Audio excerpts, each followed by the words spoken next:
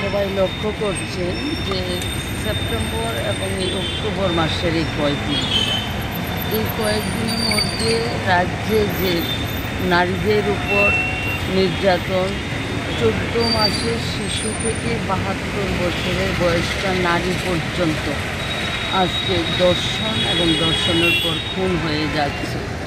এই ঘটনা আমরা এখানে 11টি ঘটনাকে আমরা লিপিবদ্ধ করে এনেছি।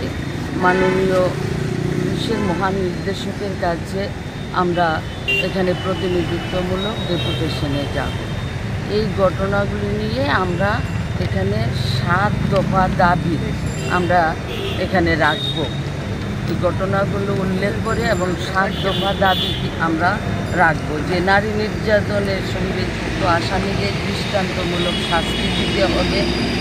নির্যাতনকারী FIR করতে গেলে থানা তাকে যথাযথ সাহায্য করতে হবে, যাতে সেখানে বলা না হয় যে মণ্ডলের সঙ্গে কথা বলে আপনারা মীমাংসা করে নিন।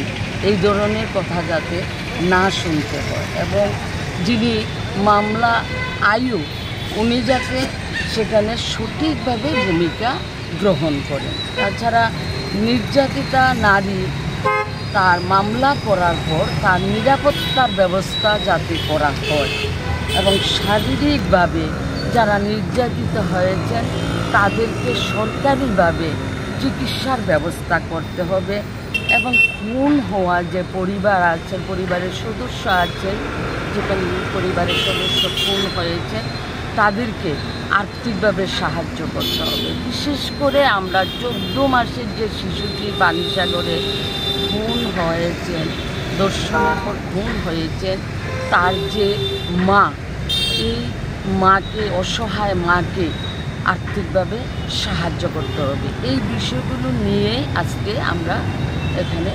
ডেপুটেশনে মিলিত হয়েছি।